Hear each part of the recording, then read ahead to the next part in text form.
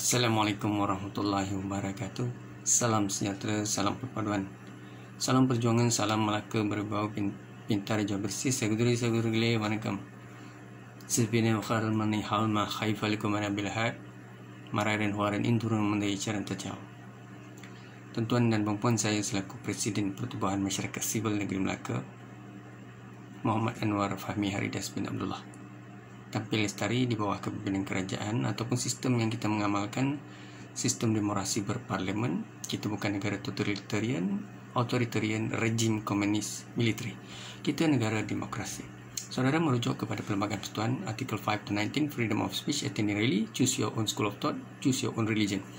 Hari ini saya ingin berkongsi pandangan berkaitan dengan apakah yang sepatutnya kita sedari sebagai rakyat Malaysia di kalangan masyarakat majmuk, dan apa yang perlu kita fahami. Walaupun perkara itu kita telah maklumi dan kita sedar, tetapi dalam kita sedar kadang-kadang kita leka dan kita rasa kita mahu merubah satu sistem. Saudara dan saudari sekalian, saya merujuk kepada sebagai rakyat Malaysia, kita mestilah memahami yang mana negara ini dipayungi oleh kepimpinan Tuanku Sultan dan Raja-Raja Melayu. Tuanku Sultan dan Raja-Raja Melayu, baginda, memayungi rakyat dan negara, pelbagai kaum dan agama. Perkara kedua yang perlu kita fahami adalah Perlembagaan Persekutuan, Federal Constitution, Enactment Akta Ordinance yang bercanggah dengan Perlembagaan Persekutuan terbatal. Saudara dan saudari, wal imah Mahkamah Syariah sekalipun kadang-kala berhadapan dengan masalah apabila wujud beberapa kes yang bercanggah dengan keutuhan Perlembagaan Persekutuan. Begitulah ordinans dan juga kita melihat kepada undang-undang yang sedia ada. Untuk itu kita di Malaysia perlulah memahami Mahkamah Syariah ini diwujudkan untuk umat Islam, manakala isu-isu yang berkaitan dengan jenayah sivil merujuk kepada Mahkamah Sivil, Federal Court. Dia adalah mahkamah tinggi, mahkamah rendah, mahkamah persekutuan, mahkamah rayuan dan sebagainya. So untuk umat Islam kita hanya merujuk kepada Mahkamah Syariah.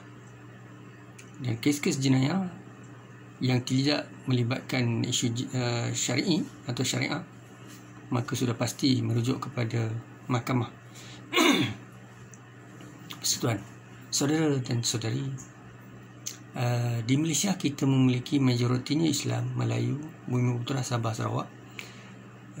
Kemudiannya kita ada agama lain, agama Cina, Buddhis, kita ada agama Kristian, kita ada agama Hindu, orang India, orang Cina, Kadazan, Melanau, Sabah, Sarawak.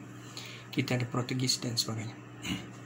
Baik, apa yang ingin cuba saya sampaikan di sini adalah dalam negara yang kita memiliki majoritinya umat Islam, maka Islam dilihat sebagai satu agama yang solid ataupun dilihat satu agama yang menjadi rujukan untuk majoriti Islam tadi, majoriti Islam, ya. Kemudiannya bagi mereka yang bukan Islam bebas beragama dan mengamalkan apa-apa agama saja, tidak ada halangan. Dan itulah hak kita sebagai rakyat Malaysia yang kita lahir di negara bumi bertuah ini. Saudara dan saudari, maka dengan itu kita perlu sedar bahawa apabila wujud satu dua pihak yang cuba menjadikan agama ini satu isu perbahasan, perdebatan, maka ia akan menjadi sensitif, khususnya di kalangan mereka yang majoritinya memimpin dan menduduki sebuah negara. Perkara yang sama akan berlaku di Amerika, baik berlaku di Australia, di India, di China, Jepun, Rusia, Australia dan sebagainya. Kebanyakan negara maju mereka kurang berbicara berkaitan dengan agama kerana mereka lebih melihat kepada isu pembangunan ekonomi, pembangunan tamadun, pembinaan teknologi, commercialization. Jadi saudara, mereka kurang melihat kepada isu-isu agama ini. Tetapi kebanyakannya negara Islam sudah pasti menjadikan Islam sebagai satu benteng untuk reference di dunia dan akhirat. Maka umat Islam ini dia agak sensitif dengan mana-mana pihak mencemooh Islam. Saudara dan saudari, perkara yang sama akan berlaku bila kita mencemooh agama lain selain daripada Islam, Kristian, Hindu, agama Buddhis sama juga. Tetapi ia bergantung kepada kematangan individu. Apabila ada pihak yang menghasut dan melakukan provokasi, kita orang yang sabar, orang-orang yang profesional, orang-orang yang sentiasa tahu agenda provokasi dan hasutan ini, sudah pasti kita tidak mahu melayan dan melibatkan diri. Tetapi isunya apabila di sebuah negara yang majoritinya Islam, raja-rajanya Melayu Islam, dan Islam sebagai tunjang kepimpinan, apabila ada pihak, satu dua pihak, bukan ramai pun, satu dua pihak ini, yang lain tak ada masalah sebab mereka tahu mereka tidak mahu berbahas isu agama. Mereka ada banyak kerja lain. Mereka mahu fikir ataupun menguruskan pelbagai isu, mahu hidup muhibah, mahu bersama kawan-kawan rakan taulan India, Melayu, Cina, Sabah, Sarawak. Mereka tidak mahu menganjurkan apa-apa isu perkauman dan keagamaan. Tetapi mungkin ada satu pihak atau dua pihak ini mereka gairah, ada gairah. Maka apabila pihak ini gairah, dia tidak sedar yang mana dia terikat dengan Akta Sosma, Akta Sultan, Akta Multimedia. Jadi tuan-tuan dan puan, sebab itulah kita perlu faham, hidup di Malaysia ini, kita jangan membawa satu pendekatan khususnya membincangkan isu agama ini.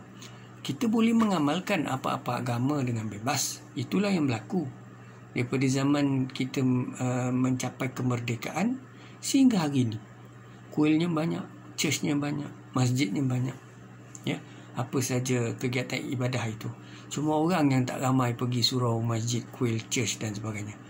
Dan tuan-tuan dan perempuan, maka kita apabila kita yakin dengan agama kita, hendaklah kita berpegang pada agama kita. Kalau kita yakin, sekiranya kita tidak yakin dengan agama kita, itu terpulanglah. Ya, sebab biar Tuhan yang tuan-tuan pegang itu menentukan tindakan dan perilaku. Tuan-tuan dan puan, sebab kalau kita merujuk kepada Federal Constitution, sesiapa saja boleh mengamalkan apa-apa agama dengan bebas. Bersekolah, hidup, bergerak, mengamal agama. Saya yakin dan percaya rakyat Malaysia juga memahami 33 juta rakyat Malaysia, mereka sangat lestari dan mereka tidak pernah mengganggu. Kawan mereka ada yang India, ada yang Cina, ada juga kawan India, kawan mereka Islam, Melayu, ada yang Cina. Begitu juga saya pernah melihat seorang pengurus ladang Melayu yang menguruskan pekerja India yang ramai di estet pada satu ketika dulu, tahun 1991, ya, begitu ya, 80-an. Kita ada Gatri masa itu, sekarang Sanderby IOI. Dan pengurus Islam ini dijemput dalam majlis festival Terwulah ni disebut Radam, untuk orang India dan sebagainya. Jadi sebagai pengurus ladang, beliau datang hadir dan makan di kuil itu. Adakah itu lari daripada akidah maupun disebut sebagai bertentangan? Sebenarnya tuan-tuan dan puan, ia bergantung kepada cara kita berfikir. Nawaitul, pengurus itu adalah lillahi ta'ala. Allah wahad, dia pegang kepada ajaran Islam. Yang dia pergi ke kuil itu adalah menghormati, meraihkan mereka kerana mereka menjemput pengurus mereka. Tidak mahu kecil hati, mahu menjaga perasaan stakeholders. Maka pengurus ladang itu pergi. Tetapi pengurus ladang itu masih dengan agama Islamnya, masih dengan solat 5 waktunya. Tidak ada masalah. Begitu juga orang India masuk, pernah datang ke masjid dan surau. Sama ada membetulkan piping ataupun disebut membina structure ataupun mempelajari perbandingan agama di TAS ataupun subjek-subjek yang melibatkan perbandingan tamadun dan sebagainya. Saudara dan saudari, begitu jugalah ada beberapa orang pelajar ke Tokong, ke kuil Buddhis dan sebagainya. Jadi harapan saya dan doa saya kepada rakyat Malaysia, pelbagai kaum dan agama, kita jangan sesekali membenci agama orang dan juga membenci kaum orang. Sepatutnya apa yang kita lakukan adalah, kalau kita sayang agama kita, kita yakin pada agama kita, maka lakukan yang terbaik untuk diri kita. Kalau kita ada keluarga, bawalah keluarga itu sama. Kalau ada saudara mara, cubalah pujuk saudara mara ikut agama yang tuan-tuan pegang bersama mereka. Tetapi sekiranya mereka mempunyai agama dan kaum yang berbeza, janganlah kita sebut pertipat menyakitkan hati mereka atau pertikai agama dan kaum mereka. Sebab perkara ini dia tidak menyenangkan mana-mana pihak. Kita tidak ada masa untuk kita bertelagah salah faham, prasangka terhadap agama dan kaum ini. Kerana kalau kita membicarakan isu kaum dan agama ini, maka negara ini akan ketinggalan. Tuan-tuan dan perempuan, kita hidup di Malaysia, marilah kita menjadi kaum yang sebenarnya bersyukur kepada Allah Subhanahu Wa Taala. Negara ini mestilah terus maju dan gemilang dengan kesatuan, perpaduan, keutuhan, kerjasama pelbagai kaum. Agama Islam adalah agama untuk umat Islam. Agama Hindu untuk orang India. Agama Cina untuk orang Buddhis. Agama Kristian untuk orang Kristian.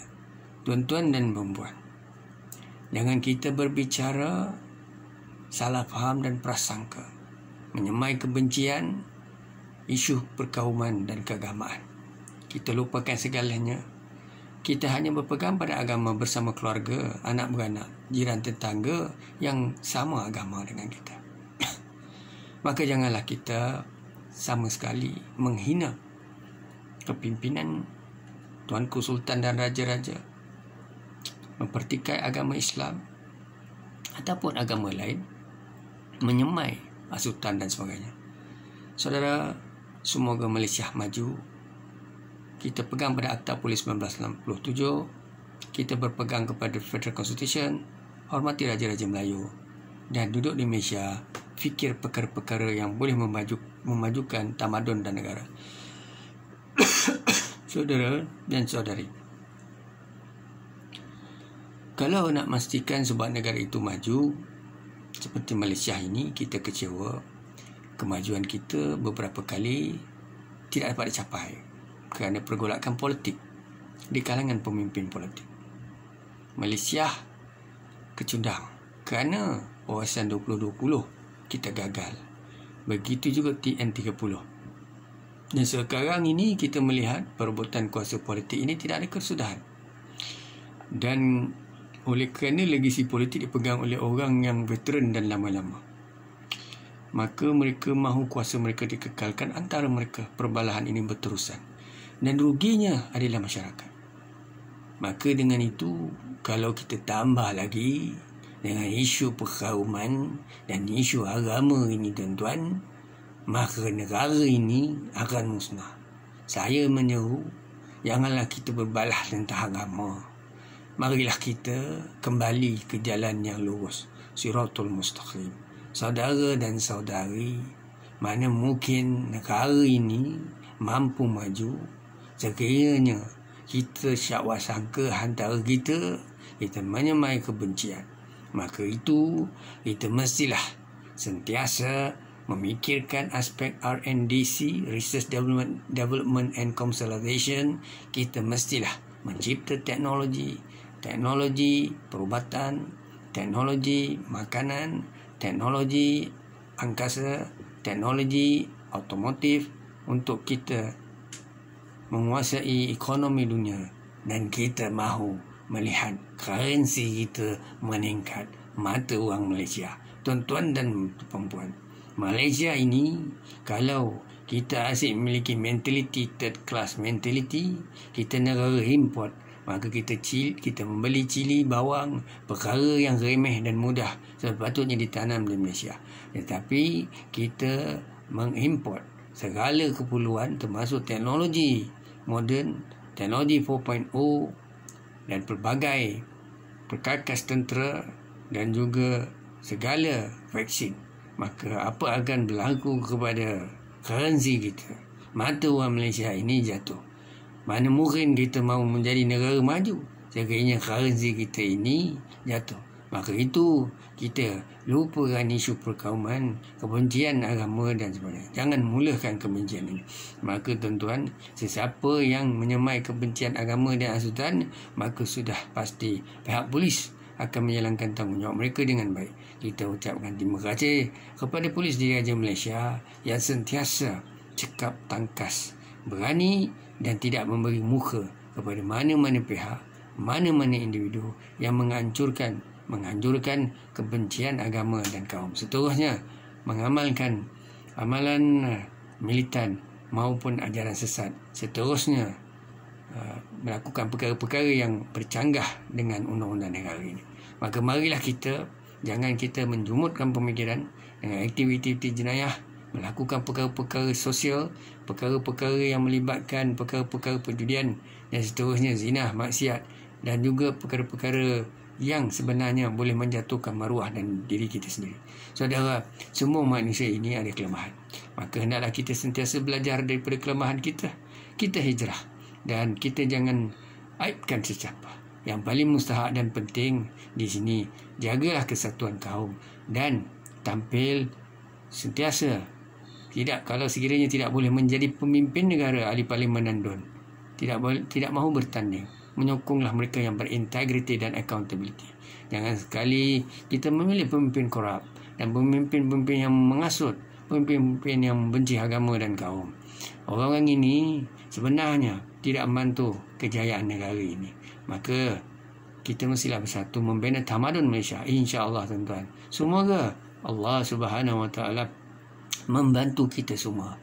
Dan marilah kita lupakan, kita kembalikan suasana di mana di sekolah, di kilang, di institusi, di pejabat kerajaan, di mana-mana organisasi, shopping kompleks, kita mahu melihat semua kaum bahagia, semua kaum bersatu hati, semua kaum menjadi ibarat adik-beradik dalam satu keluarga yang muhibah.